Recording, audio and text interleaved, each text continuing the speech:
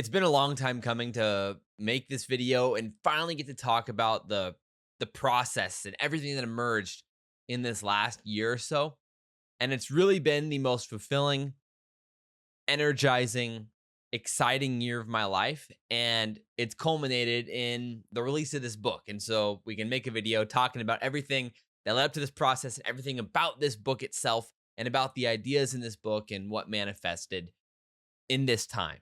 And before this, I was struggling. 2024, especially, was a year of the unknown. It was a year where nothing was working, where I had no clue what I should do or where I should go or what I should be or what I was put on this planet to do. And that entire year was just a struggle from trying to figure out who I was, what that meant, the meaning of anything, and searching throughout 2024 led me through finishing the master's thesis while still doing this full-time crypto stuff and still doing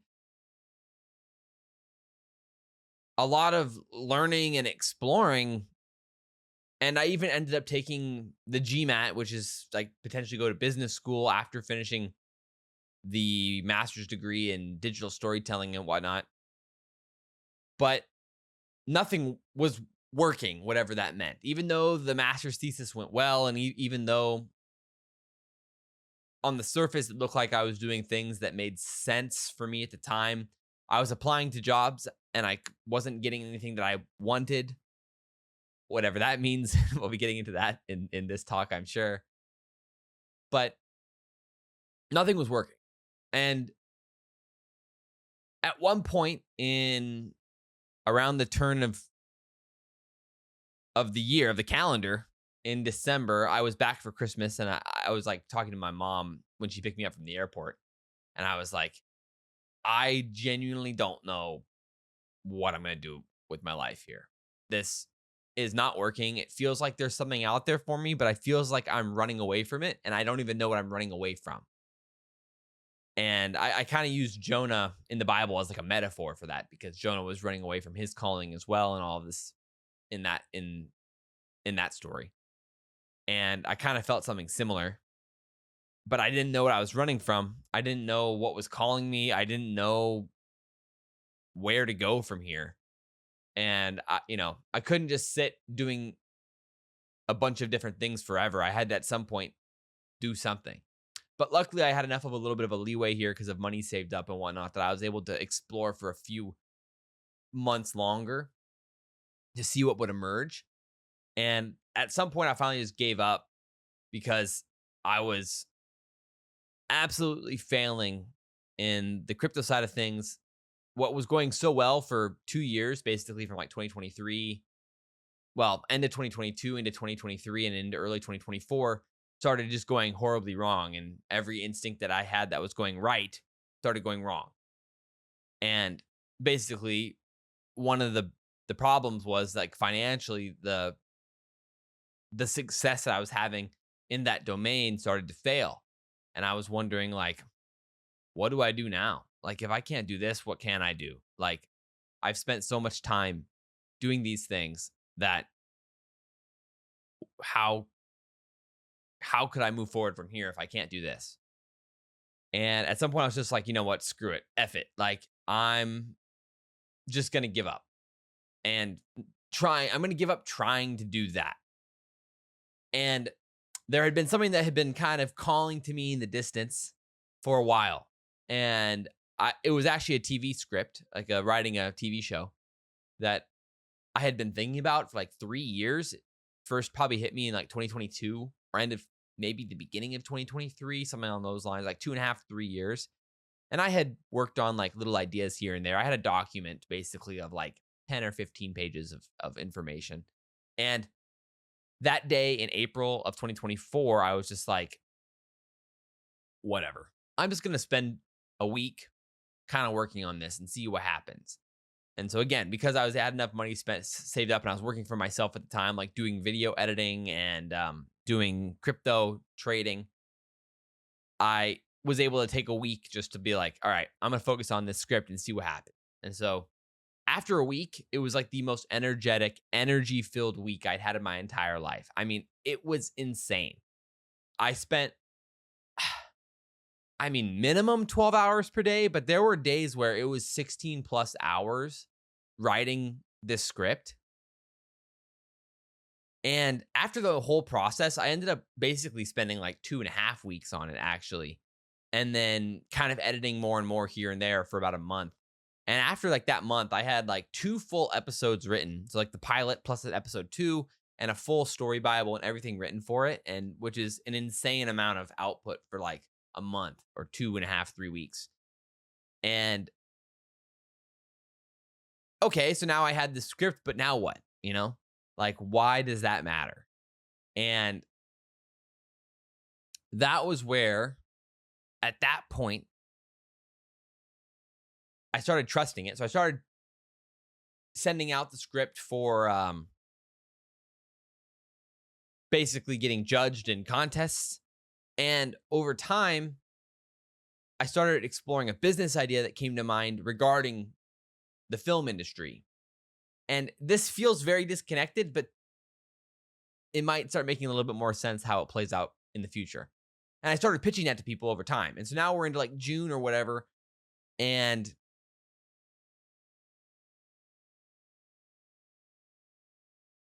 at some point, I had this idea, not related to the business. This idea hit me. And this was something I was interested in with consciousness for a long time. And that was, there was something about consciousness and performance that in that moment clicked. The first thing was that there's a area of psychology called developmental. In developmental psychology, there's a subsection of developmental psychology called like consciousness studies. And in those, there's different subsections, but like there's like stages of development, which kind of overlaps with levels of consciousness and consciousness discussions in general, with how kids transition from certain modes of thought to adults thinking in a different way or perceiving the world in different ways generally. And there's different approaches to what consciousness means and different levels of consciousness or stages of consciousness or perspectives, depending on the area you kind of prefer to study. Regardless, I was already interested in this stuff. And what I realized is that consciousness may just manifest itself in nature in certain ways, in human organizations. And so my thought process was, well, if it manifests in human organizations, then maybe it's more fundamental than I originally thought. It's not just a nice way to categorize people. Maybe there is some sort of fundamental reason it could manifest in human structures and in institutions. And so I started sitting with that for a little bit. And something else that I had been talking about with a friend was him and his wife were having some arguments at the time. Not arguments, but like disagreements. And because of my interest in consciousness levels, I could see that it's because they were different consciousness orientations or levels, and that they were actually speaking over each other. They were literally operating in different entire worldviews, essentially, for how one sees the world. So their language didn't work. And that's where I saw the manifestation inside of business structures, where you have to have middle managers who translate the higher vision from CEOs down the chain. And I was like, well, that's an interesting little parallel. I didn't really know if that was something that made sense to follow. But in that moment, I thought, well, I'm just going to explore and see what happens. And then through that process, just kind of sitting with it and like journaling or like writing or thinking about it, I started thinking about performance. And I have a history with performance, and especially in golf, when it comes to collapse and choking under pressure. And I always found it strange. And in that moment, I was like, isn't it weird that when you observe yourself in performance, so let's just say in golf, you have 3 pars in a row and you're like, wow, I just had 3 pars in a row. That's crazy. I'm playing really, really well. Or in basketball, you hit 3 or 4 threes in a row and you're like, oh my word, I've never hit 5 threes in a row before, or 6 threes in a row in a game. You start to notice how well you're doing. It could be chess, it could be any performance, dance, music, whatever. Any aspect of performance or flow state that requires you to stay in the zone. But the second that you notice how well it's going, suddenly that zone disappears and things get a lot harder. And I was like, that's weird, because I know from my like brief stints in physics that sort of parallels what is called the observer's paradox in quantum physics, which is, I highly recommend looking this up if you're not familiar. But basically, particles exist as waves and particles at the same time. So when you shoot a photon, one particle of light, at a sensor or at a wall, and there's 2 slits, when it's not observed, when no one is observing it or looking at it, it goes through all slits. It searches the entire space that it can explore. And only when it's observed does it have to choose. It's forced to choose either the left slit or the right slit when someone looks at it, for example, or when a measurement apparatus measures it. So once it's observed in some sense, observed is a bit of a technical term in quantum physics, but basically it involves a measurement of any type, which includes information exchange. Because how do you measure something? Like, well, you have to look at something, you have to read something, you have to hear something, you have to exchange some amount of information. So for me to even know that a photon hit a wall, I have to somehow look at the sensor, that somehow the sensor exchanged information with the photon to tell me that it hit the wall. So there is at some fundamental an exchange of particles, of information going on, of mathematical orientations, you may say, that allow this brain of mine to understand that a photon went from exploring all possibilities to going through one of the slits to hitting the sensor on the wall, or the sensor picking up that the photon hit the wall, and then me understanding that happened. Okay, so that was a very broad explanation, but basically it's the same idea, is that when you observe the photon, it collapses the potential from searching all of the space to only one option, or much less of the space, you may say, in a more, broad sense.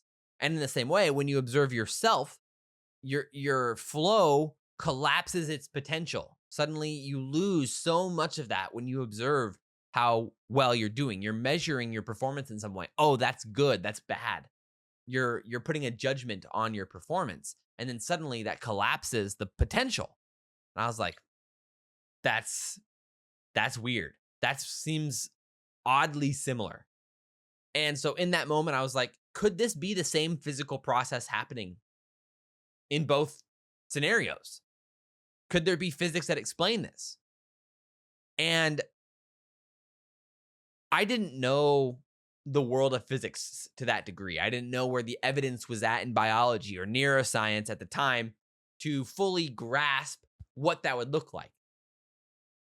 Essentially, I just started reading papers. I was like, I just Google scholared quantum in the brain, and I was wondering, could this quantum process be happening in the brain? And so is there some sort of wave particle situation where in our brain, something, somehow the potential collapses? So that's where I started. And that was as broad as it gets.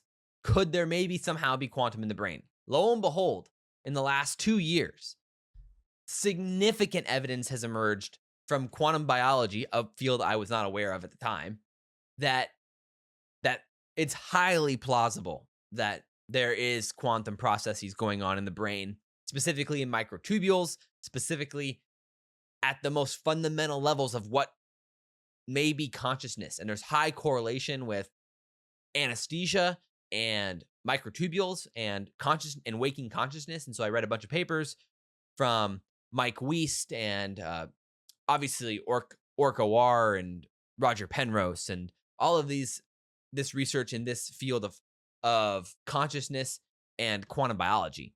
Then I started wondering, okay, if there's quantum in the brain, if there's somehow quantum in the brain and somehow we collapse our potential by observing it, then is there evidence?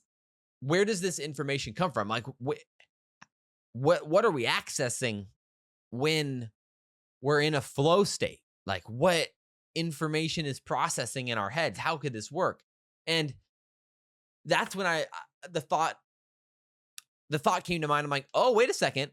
I've read the book Thinking Fast and Slow by Daniel Kahneman, which is a book on the two systems of the brain. That this is a dual process theory in cognitive science, which systematizes how the brain has two systems that it operates from. System 1 and System 2. System 1 is very fast, very instinctual. It thinks instantly without logical process. It's intuition in some sense. It's the gut instinct. It's the fast thinking. And then you have the slow thinking. You have the linear thinking. You have the math. You have the logic. You have the if-then. You have the planning, the strategic operating. And that's the classical side, the System 2 side, the traditional way that we all think and plan. And what I realized was that there was no explanation for what these things are. It's just that cognitive science can observe that these things happen. There's a fast side and a slow side, but they don't know what the fast is or what the slow is, and they don't know how the brain switches between them. And so I started looking into the research on this side of things around what this means, what this looks like. And then my next thought process was like, well, what is doing the observing when I collapse my potential in a tournament or something? Because is that just the switch between System 1 and System 2? Is thinking fast the flow state that I'm in when I'm competing, when I'm playing video games, when I'm playing golf, when I'm writing or playing music? Is that the fast thinking? Is that what it feels like to be in the fast mode of thinking, the flow state? And so I started looking into flow states, and I was like, wait a second, like this is what the science is saying. And from there, I was like, well, then what's the thing doing the observing? It's me. Like, I'm the one doing the observing. But then what is the I? And I actually knew the answer to this in neuroscience. That's the default mode network. It's a system in the brain that is the home for your self narrative. It's a part of the brain that is responsible for the systemization of your narrative, your self narrative, the who am I, what am I, where am I going, what have I been, what have I done. The entire narration of who you are as a person exists in the default mode network, and that's what the default mode network is responsible for, which is associated with the ego. The ego in psychology or developmental psychology at large is exactly that. It's the sense of self, the sense of I, the sense of who I am, the sense of who I am over a period of time, over a long period of time, over your lifetime, the continual updated narrative of who I am as a human. And I was like, in that moment, I was like, well, then I guess the ego or the default mode network is somehow causally responsible for collapsing the quantum processes in the brain. And that was the base hypothesis for the book that translated into the books, the papers, and everything else following over the coming long time and a lot of hours to come of research and writing and process. But that was the base hypothesis. The ego somehow collapses quantum in the brain. And I didn't know what that would look like at the time. But suddenly, as I started reading more and more of the research, it started becoming a lot more clear. Like, wait a second, this is an informational process. The evidence for quantum processes in the brain in the cytoskeleton level, so at the inside the cell, are significant and highly plausible. And there's already evidence in biology at large for quantum processes in biology. Photosynthesis is a well-known quantum process, and birds use quantum processes for migration. And so, all right, we already know that biology has found ways to utilize quantum processes. Then the big question is, well, what is needed in the brain for quantum processes to be effective? So traditionally in quantum computing, you need to maintain coherence, which is in quantum computing, or in general quantum. In normal computing, we use bits. So bits are ones and zeros in a computer, a bunch of ones and zeros, and you have, transistors and everything else that communicate these ones and zeros in certain orders that create linear processes that the computer can then calculate extremely quickly. In quantum computing, it's a little bit different because you have qubits. Qubits are states between 1 and 0, and you can have infinite amounts. Just assume, essentially down to a very granular level, but you can essentially assume, just like in between 1 and 0, there's 1.1, 1.2, 1.3, 1.01, 1.001, 1.1111111. Well, that's 0.11111. Between 0 and 1. And so then you'd have like 0.5554364. These are all between 0 and 1. And these are all states that could exist between 0 and 1. Just like this is normally represented in quantum physics as a block sphere. So you have a sphere, and then this just assume that there's a dial that points from the middle of the sphere, and it could be at any angle between, the center and the left, the center and the forward, the center and the up, center and the left. So just assume it's a big sphere, and it could be at this little arrow from the center of the sphere could be at any angle of this circle. And that gives you essentially infinite potential between 1 and 0. And so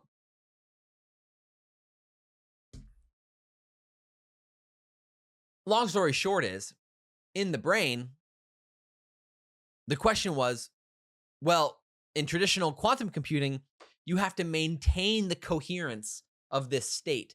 So it stays between 1 and 0 for a long time, relative to quantum, of course, which is like very short. But in quantum computing, that requires you to have a massive facility cooled to almost absolute zero, to like 0.000000001 Kelvin or whatever. And as close to absolute zero as you can get. And then from there, you can maintain coherence for like minuscule amounts of seconds, which allow for a wave function algorithm to collapse into an answer. How could that be possible in the brain? I mean, clearly the brain is not at absolute zero. It's at room temperature essentially. So there's just no way, right? And so that's been the argument for a long time. Until recently, when a lot of evidence has been found that actually that's not the case at all. The brain operates in an entirely different way because it's an open system. It's a biological system. And so there's two factors. One factor is the quantum infrastructure itself at the quantum level. So inside cells, inside proteins, in microtubules, you can have the quantum infrastructure there, and then that's where those coherent states can exist. But then you have to ask, well, how can they exist if there's so much noise and there's so much interference and there's such high temperatures? And then you have to think about, well, what is temperature in the first place? Well, temperature is a bunch of particles colliding at a certain rate.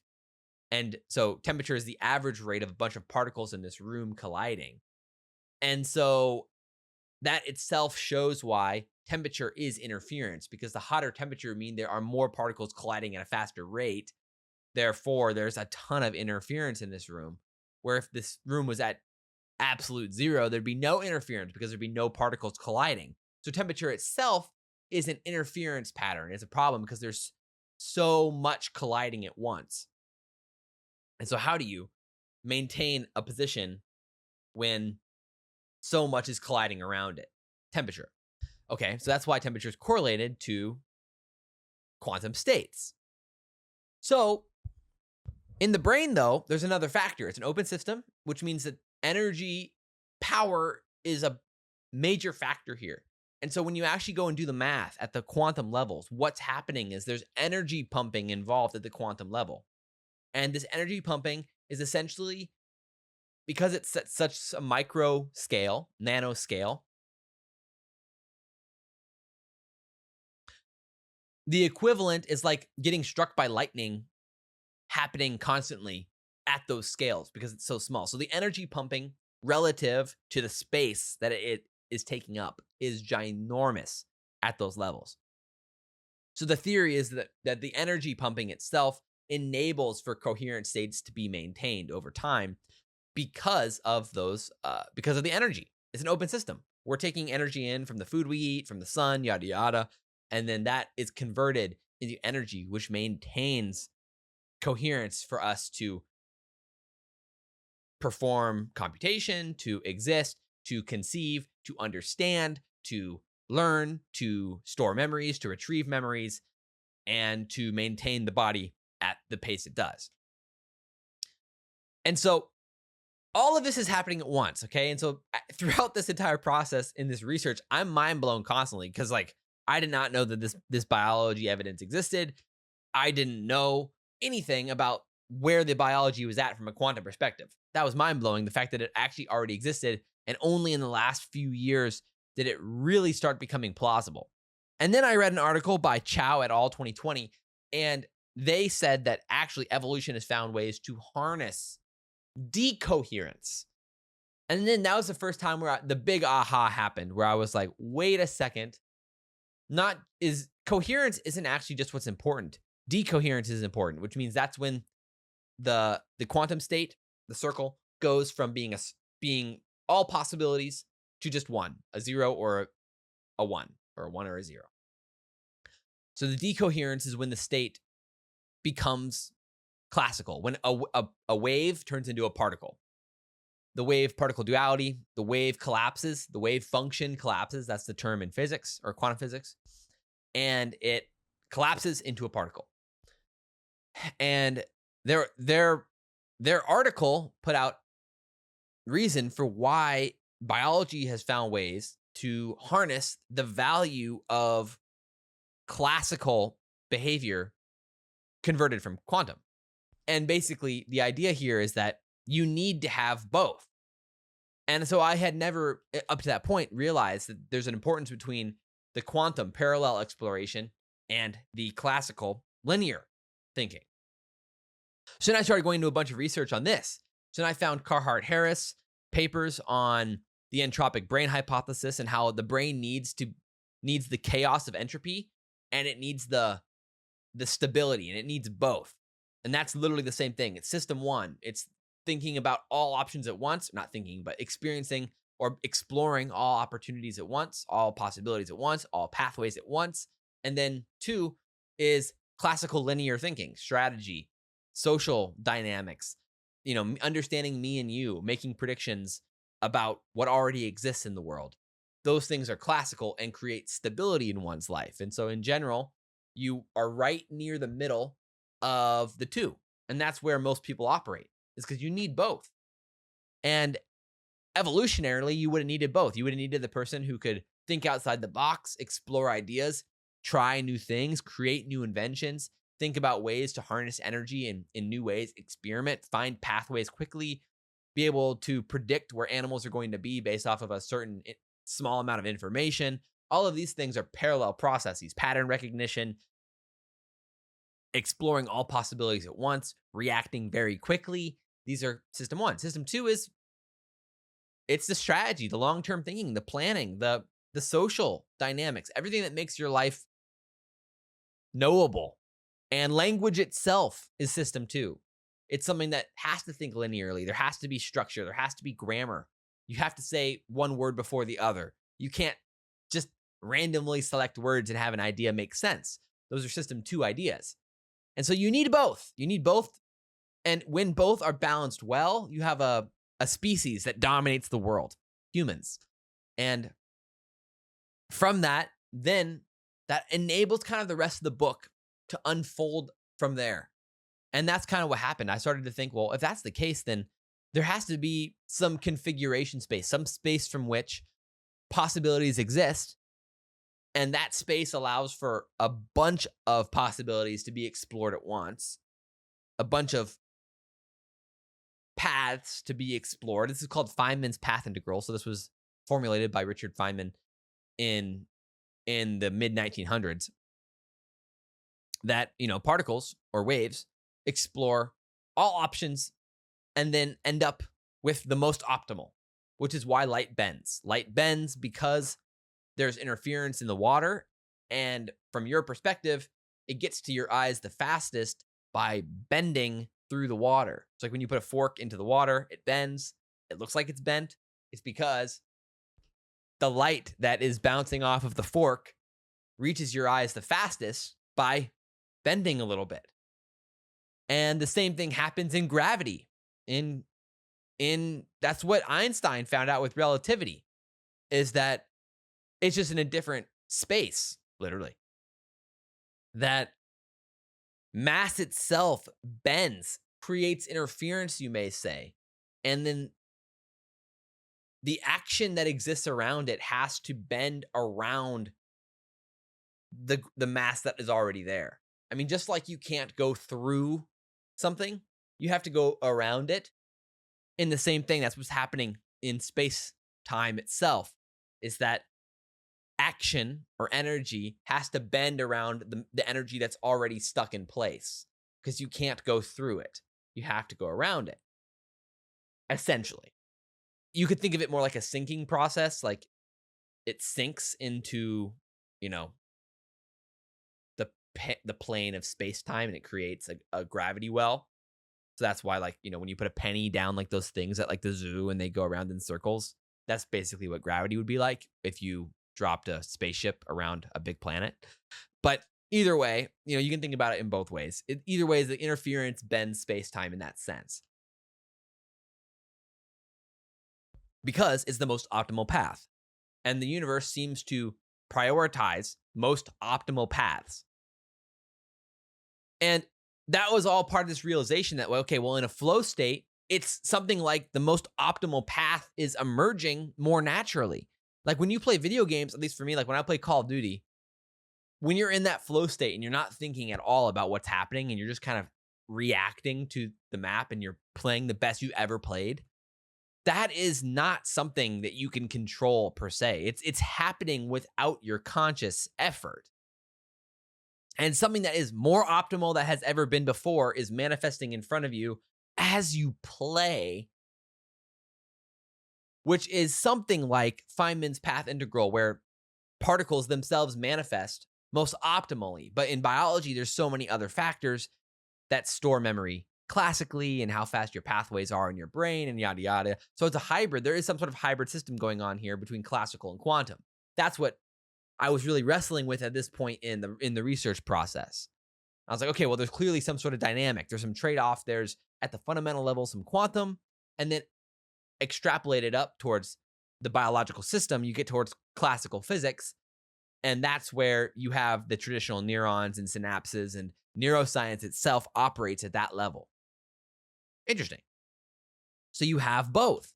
Traditional neuroscience, on average, is researching more about how system 2 works, and then something underneath it, more at the substrate, there's something that goes up and down between these systems that is faster, more instinctual, more optimal in some sense. And that's basically what I was wrestling with at this period.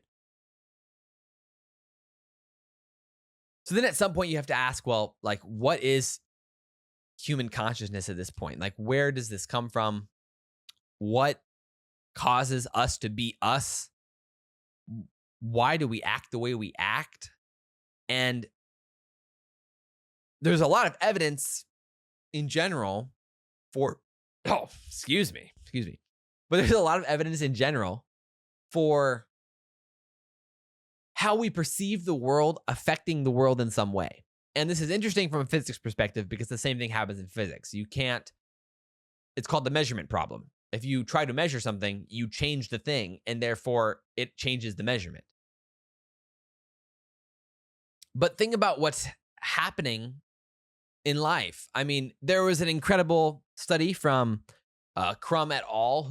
who showed that milkshakes, when labeled healthy or not healthy, your body physically reacted differently versus the control. So someone was given a shake that said, 150 calories. Someone else was given a shake that said 350 calories or 500 calories, while it actually only had 150.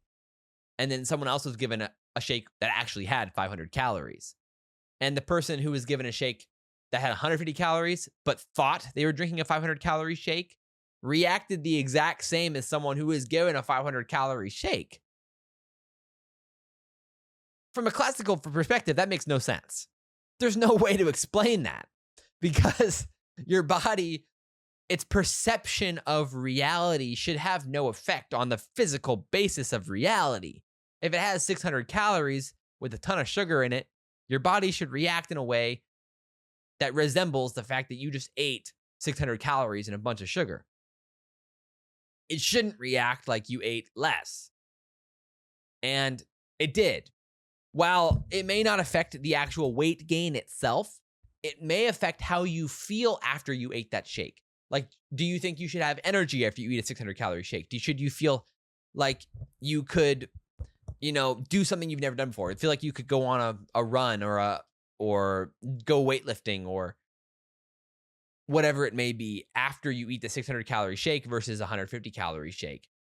And that's what they found, is that the difference was physiological in that sense. And their chapter 8 of the book goes into like 10 or 12 different studies that all show the same thing happening. The belief about the thing entirely changes how your body reacts about the thing. How could that be possible if physics was entirely classical? So this was something that I found later on, but Roger Penrose in 1989, he won a Nobel Prize in 2020 for his work with Stephen Hawking on black holes and deep space cosmological things. Anyway, but he wrote in 1989 and in the 1990s in general, books. Here, I actually have it right over here. He wrote a book called Emperor's New Mind, which is a book basically on how mathematically the brain cannot possibly be only classical because of human consciousness. He argued that human consciousness shows the evidence, is evidential of the fact that we do things that allow us to understand systems from outside or from within a system in some sense. And that classical algorithms cannot understand the system itself it's within. So like if you wrote an algorithm to play chess, the algorithm cannot tell you more about the game of chess in some abstract sense. It has to compute with inside the game of chess. And it can't understand why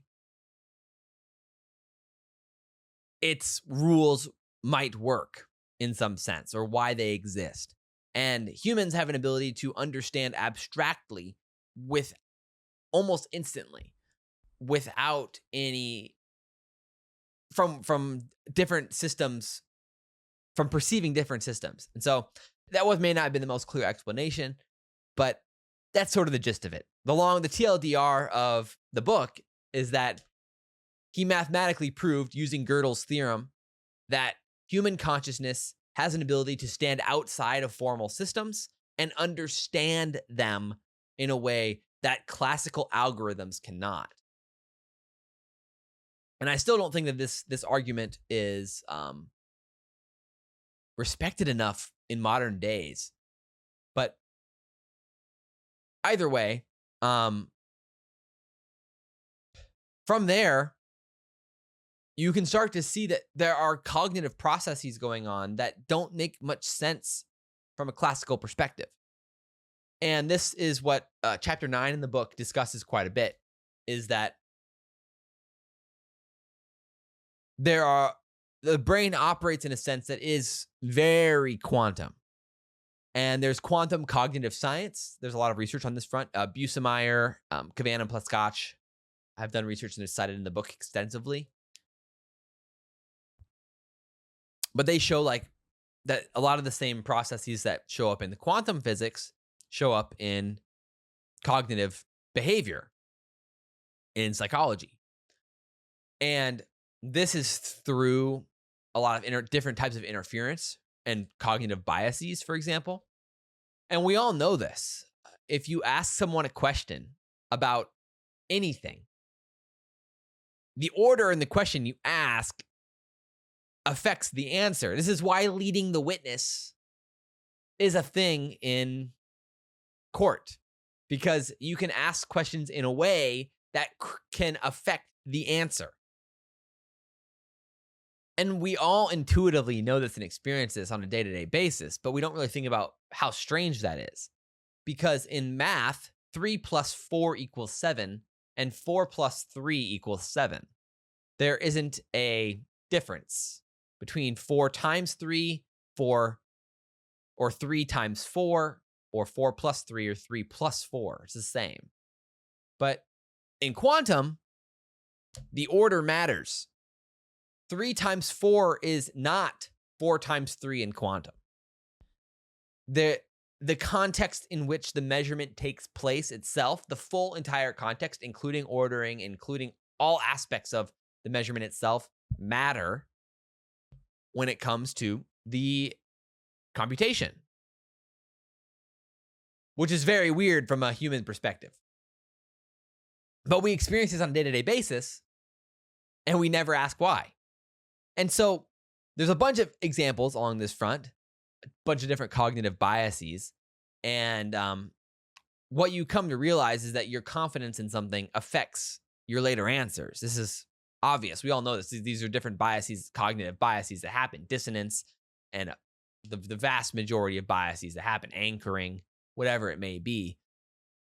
These are all some aspect of the ordering in which something happens drastically affects the outcome in psychology, and things get entangled together.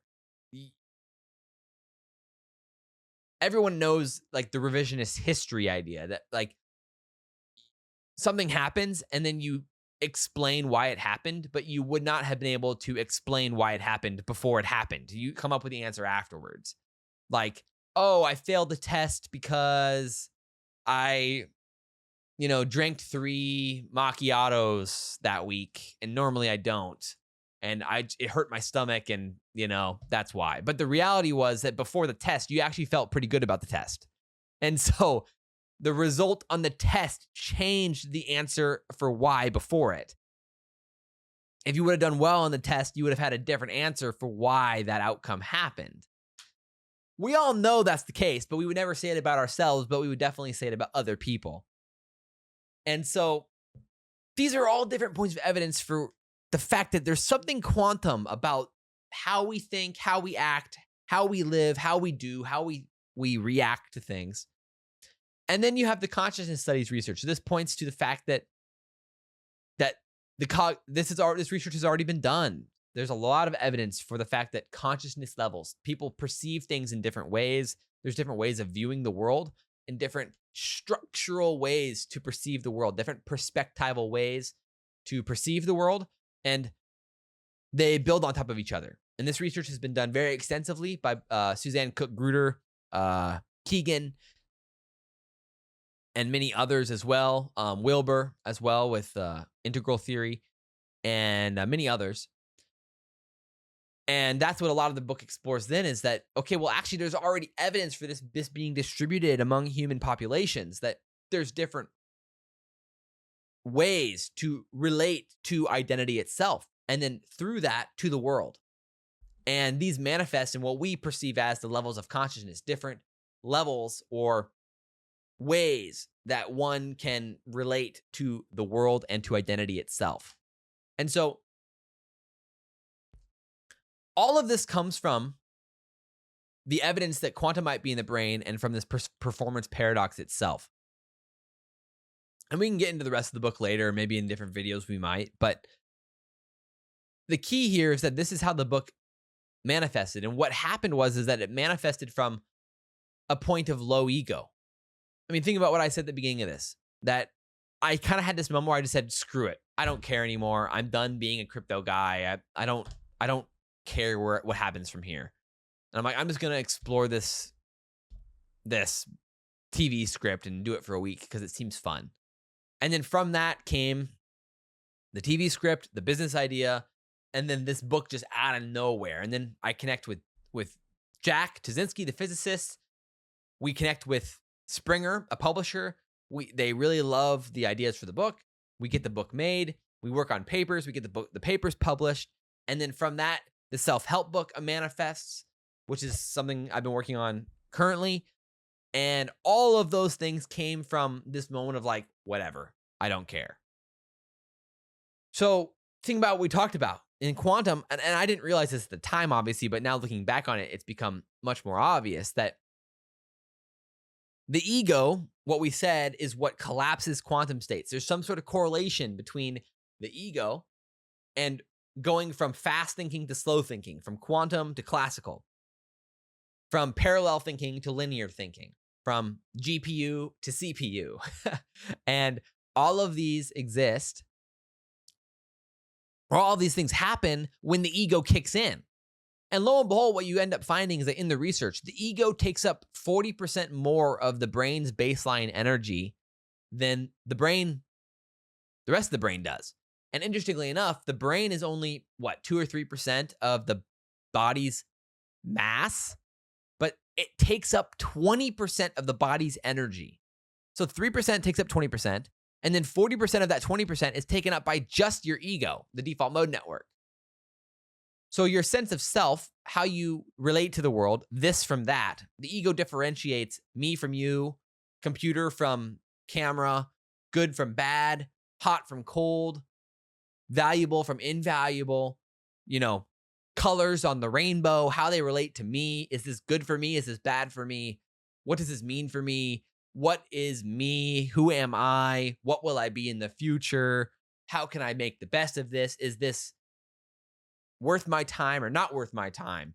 All of these things are the, problems the ego or the default mode network are calculating at any given time. And apparently that process is extremely expensive, 40% above baseline for the brain. And what Carhart Harris and all found was that when you take psilocybin, psychedelics, it releases the energy that the ego is implementing here. And then suddenly concepts start to overlap. So that's pretty strange. When you release the energy process, something about this energy is maintaining order in the brain. But from a quantum physics perspective, that's exactly what we would expect, because entropy is the natural disorder of things. Things dissipate into the environment when they aren't being maintained by energy. So when you reduce the baseline energy expenditure in the brain, suddenly you start to perceive weird things in the world. You start to hallucinate. One example was used in literature was oftentimes in history, this is not a statement about women, but witch and women have often overlapped. So there was one example where someone in a study said when they took psilocybin, their next door neighbor was this woman who lived by herself. She was an old woman, gray hair, whatever, kind of looked like a witch. But then when he took psilocybin, she actually was a witch. Like he was seeing her as a witch. Which means that something in the ego is preventing these concepts from overlapping in waking consciousness. But when you prevent some of the energy, you dissipate the ego's hold on the energy, suddenly these concepts start to merge. That's pretty strange. And so then you can think about what happens in a dream state. In the dream state, concepts start to overlap and symbolism emerges. And suddenly the ocean represents the unknown. And so these symbols start to exist in your head. And this is where Carl Jung and his work become extremely important, because he talks about how archetypes represent the most fundamental ideas or systems or manifestations of reality in the psyche, in the brain. And that seems to strongly relate to what Carhart Harris and all were finding with the psilocybin research. And then not only that, but what they found was what was most correlated to ego dissolution was when with psilocybin. So when you took psilocybin, the ego, your sense of I, would dissolve. It was like a significant correlation, like 66% or something. Massive. And so your sense of I is directly tied to the organization of your brain. When you lose the sense of self, suddenly the brain starts to dissolve into the unknown, into overlapping concepts, into hypnotic states, into states of psychedelics. And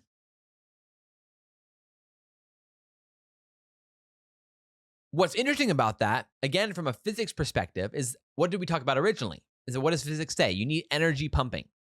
So this is where the hypothesis really kind of hits the ground in neuroscience and biology and quantum biology, is that there's two aspects here. There's the system that uses electromagnetic interference to interfere with the structures themselves and the communication themselves. And then there's energy pumping, which enables coherence. And then what you find with anesthesia is when you give someone anesthesia, it actually lowers the energy transport. So this energy aspect is definitely being affected. But also what they found in research is that anesthesia affects the microtubules' physical embodiment itself, the structure itself. And so the anesthesia is hitting on both fronts, fighting the war on both fronts. It's reducing the amount of energy ending up in microtubules, and it's actually it's shrinking the microtubules themselves, making them less efficient themselves. So it's hitting on both fronts. So what happens with anesthesia is you go unconscious. Yet the classical processes in your body, your heart, your lungs, your digestive system, whatever, your respiratory system, they maintain. But other aspects, more fragile aspects, what would be fragile? Well, quantum states are pretty fragile. They would exist, and biology wouldn't want them to be buried more than they need to be, because they had to be switched quickly. You have to act, and you have to think, and you have to explore, and you have to run, and you have to be creative, and then have to express it through words to the camp. Like, you have to switch between these quickly. So these modes have to be somewhat fragile. So it's no surprise that flow states are very hard to maintain, because in general survival situations in the past, you need to swap between them quickly. But now in competition, the key is, how long can you maintain a flow state? The longer you can maintain a flow state in chess or in video games or in sports or in music or in acting or whatever it is, the more effective you're going to be. And so this is why identity, performance, quantum physics, psychology, cognitive science, yada, yada, yada, seem to be exploring the same aspects of this side of the coin, not to mention religious perspectives. I mean, contemplative traditions, Christianity, Hinduism, Buddhism, insert tradition, a religious tradition here, they all seem to be exploring some aspect of this, whether they're true or whether they're just, human wisdom. That is not to be decided in this paper. But what is to be pointed at is that they're talking about a lot of the very similar ideas, that from nothingness, differentiation emerges, good and bad, yes and no, hot and cold, me and you. And then from that, there's modes that are closer to the unknown, closer to the oneness, which is the quantum. Quantum exists in all superpositions at once. System 1, flow states, meditation. No ego. No ego exists towards unification with the one, with thinking fast, with being efficient and thinking in parallel.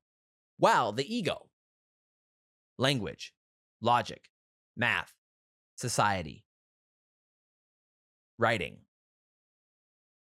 exists on the right side towards differentiation, good and bad, hot and cold, me and you.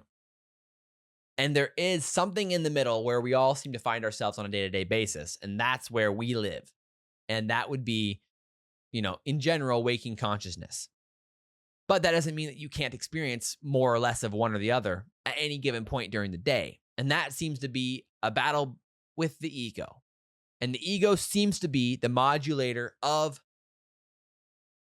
this process. And that's why so much of our life is about dealing with the meaning structures that the ego creates, with dealing with the this is me versus that. This is how I fit into this. This is what they're thinking of me. This is what it means for me. This is how it could threaten my life.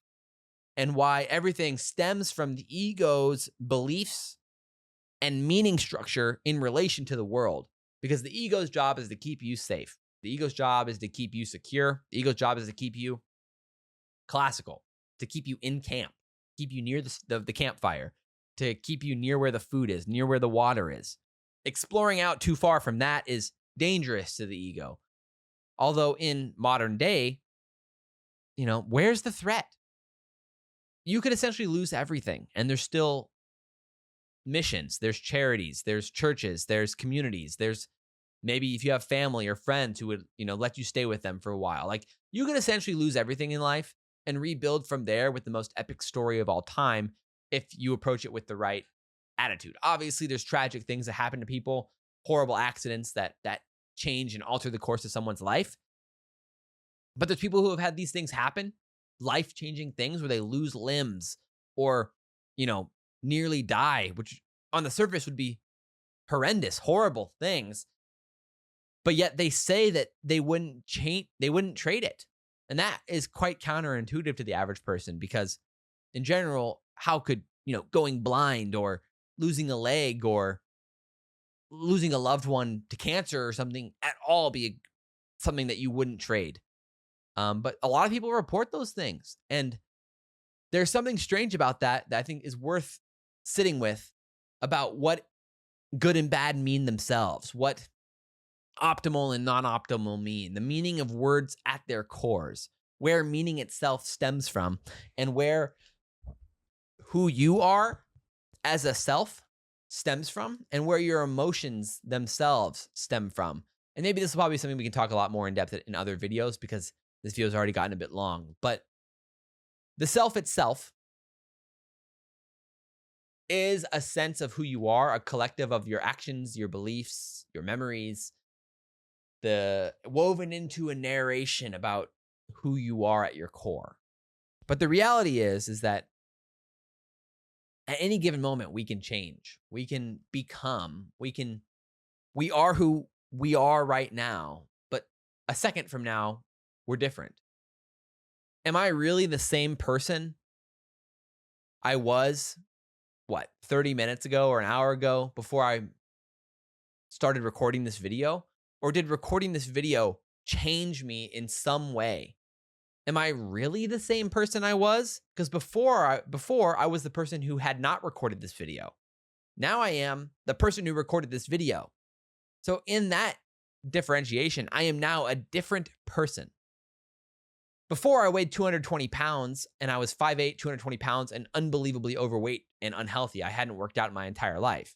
Then I lost 70 pounds and got in shape and fit.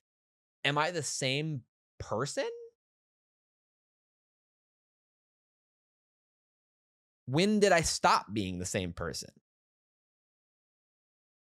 One night I wanted to go to the gym, and at midnight I was like, I'm going to wake up and I'm going to go to the gym. Then I wake up in bed and the same voice in my head is saying, just wait. Don't go to the gym yet. Is that me? Which one is me? Are they both me? Because if they're both me, I'm pretty incoherent.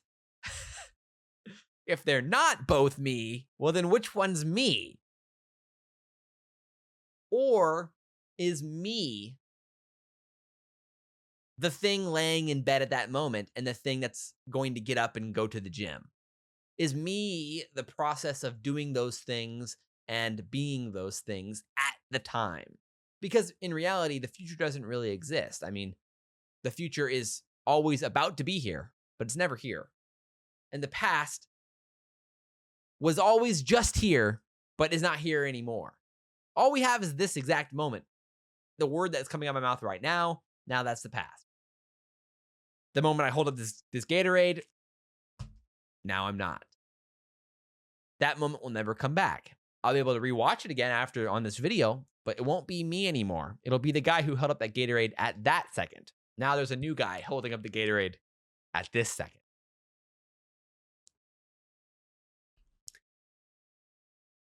For history, we've all tried to split being and becoming.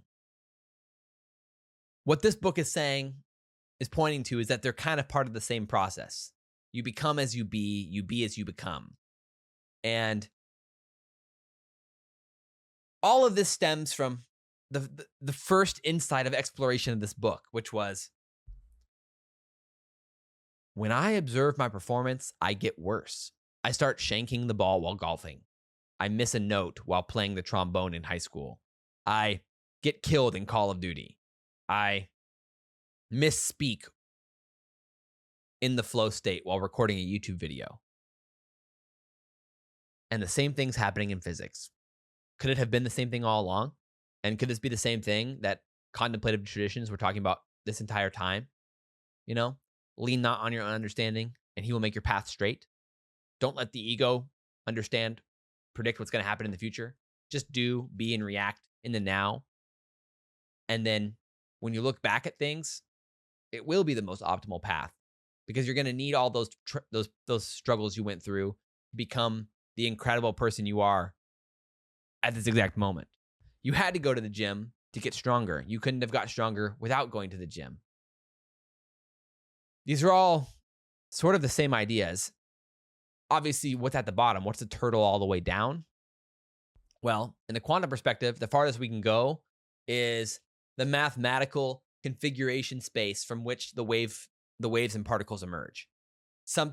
What is a wave but a range of possibilities of mathematical probabilities about where a particle may or may not emerge.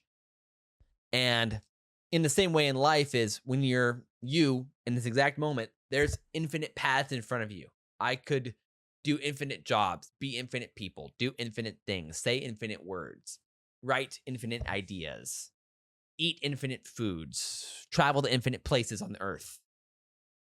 But at some point, you have to do something. You have to be someone. You can't just sit here and do nothing per se. And really, at any given moment, you can't really do nothing because you have to think thoughts. You have to do something. Even though thinking isn't exactly physical action, it's part of the process, though. And I think overall, which is an ironic statement, I feel overall that maybe just exploring these ideas together, hopefully resonates with you in some way. I know it's resonated with me, and my life is entirely changed. I mean, a year ago, 2 years ago especially, I would have never thought that I'd be sitting here with a fully written, published book, working with a physicist, Jack Kaczynski, on papers, publishing papers, have a full self-help type book coming out. I mean, those things would have been absolutely impossible 2 years ago, because at the time, I didn't have the structure to even imagine that possibility, because I was so dead set on what I thought my future needed to be, whatever that means. And the ego was trying to force a reality it felt like it needed at the time, when in reality, the thing it needed was to let go, to let myself matter for the first time by removing the mask, by removing the thing preventing me from being real, from being honest, from expressing my struggles in the same way that I would express success, whatever that means. And from there, when you actually just sit in presence, in being itself, in being okay with whatever emerges, whoever you are, because you can't control what other people think. You can't control what happens in the rest of the world. The only thing you can control is the process of not wanting to control. in some ironic sense. And that manifests in being, doing, living, playing, creating, generating, writing, and living with the consequence or the reality of whatever emerges from that. I don't know if this video will be watched by anyone. Maybe it'll only be watched by 3 people. And maybe that one person that watches it finds it compelling. It resonates in some way. Maybe it doesn't. I don't know. And for me, the process of articulating these ideas, maybe that's all that needed to happen. Maybe there was some grand or not grand little idea, little seed that found itself in this explorative process of talking with you on camera. And somehow that will matter in the future. Maybe it matters right now. I don't know. And there's a freedom and a peace and an honesty and a joy in being able to say, I don't know. And in that peace and joy and honesty of saying, I don't know, you can enjoy life in a way that I never enjoyed life before. And I mean, recording this YouTube video in this exact moment, it feels infinitely different than all my YouTube videos in the past. Salvation's Elite, Big Red Homestead. It was this performance with a mask that it was some part of me, something, but it wasn't me, whatever that means. It wasn't this, that's for sure. Maybe it was me at the time. And me at the time, that's the best me at the time that could have showed up on camera. And that's fine, because I learned so much from doing those things and being those things and reflecting upon those experiences. And I literally could not be the person I am today without all of the things that I did and said and talked about and thought about and did and explored in the past. And so that's the same for you. It's the same for everyone. And so instead of being angry at the past or hating the things that you did or thought or the things that happened to you in the past or the unfair things that happened or the advantages that other people theoretically have that you don't have or the disadvantages that you have that other people don't have, could it be possible that those things in some cosmic sense needed to happen? I'm not even talking like a religious sense, like, oh, it's all meant to be, or like, all things happen for good. All I mean is that all the things that make you right now, the entire configuration of everything that happened in your life, every decision, every action, every thought, every environment, your family, your school, your college, your tragic events, your reading, all of the information you took in, all of the interests that you had, all of the little talents or things that you did as a kid that manifested in some way over time. All of those things are what in right now make you.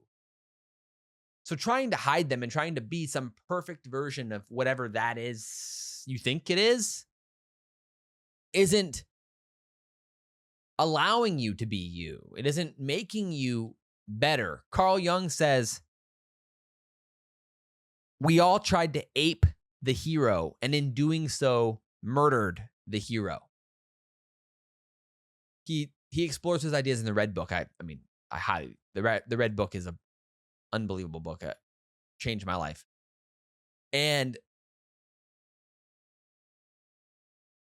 in doing so, when you think that there's some ideal out there, some perfect version of what you could be, the problem is that you're taking those ideas from somewhere. Those ideas, that perception of who you think is great, what could be great or what could make you better. The problem is that manifests in society across the board. Maybe it's a celebrity that looks like something that you think is cool. Maybe it's a brand or a fashion or a look or whatever it is. So let's just focus on like look, or it's a fitness, a physique.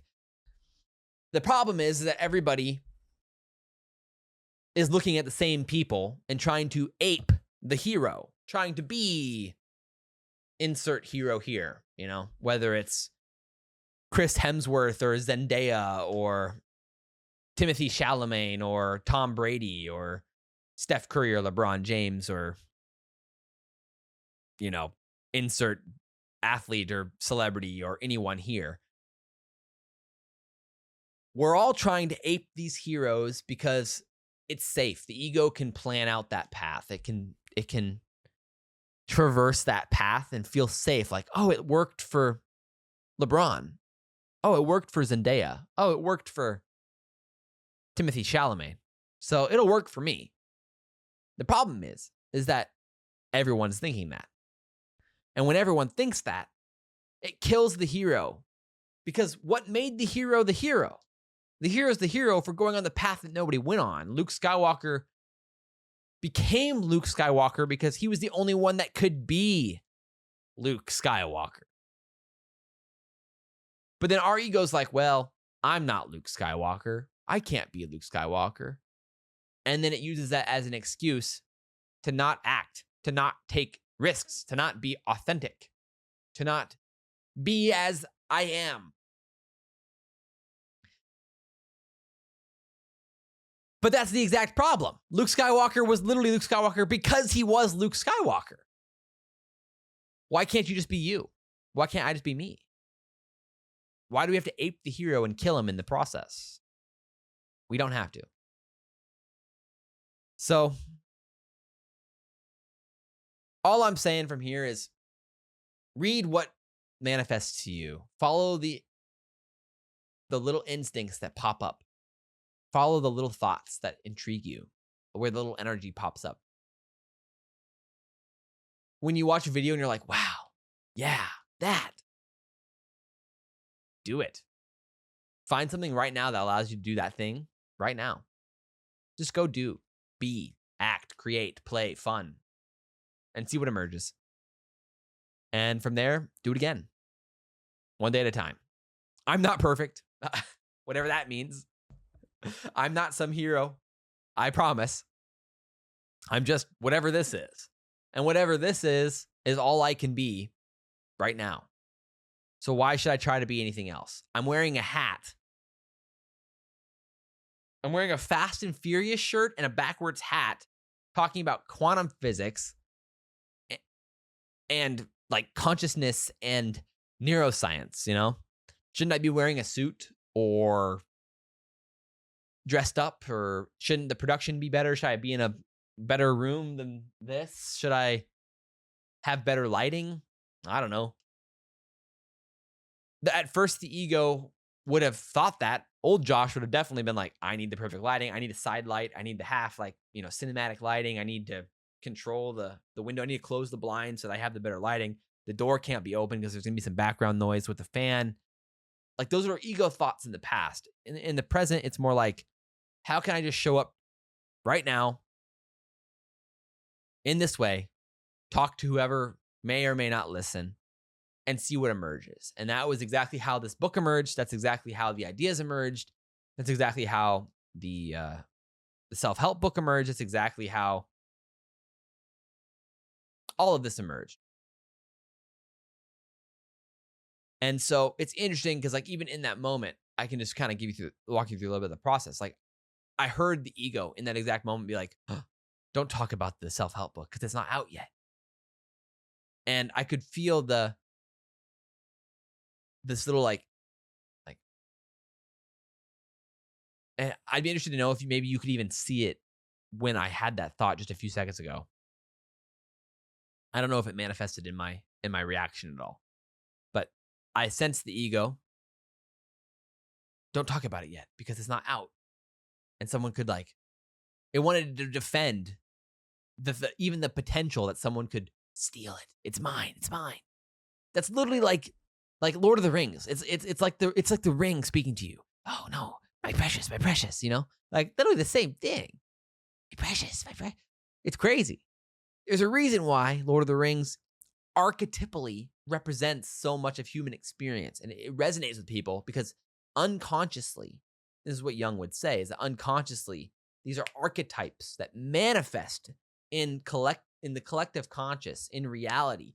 They exist between all of us that out there, and maybe it's quantum. It's possible that it's actually a manifestation of, it's possible that evolution itself selected configurations from the quantum space that manifest in biology, that then manifest through archetypes in some sense, that then are represented in culture through egoless writing in these moments of inspiration where the writers are like, oh, and they have this aha moment, insight, this flow state of insight, this thought, and they often call it like the creative muse, that like let the writing take over. The book wrote itself, you hear all these things all the time. And that from that, these archetypes manifest that represent so concisely the human experience that they resonate at such a deep level that the ego doesn't even notice. The ego doesn't even notice that it itself is the ring of power or tapeworm. The king, don't, like it's the same idea. And the force in Star Wars is system 1. It's being, it's the presence, it's the insight, the flow, the moment of control. Let go. Do or do not. There is no try.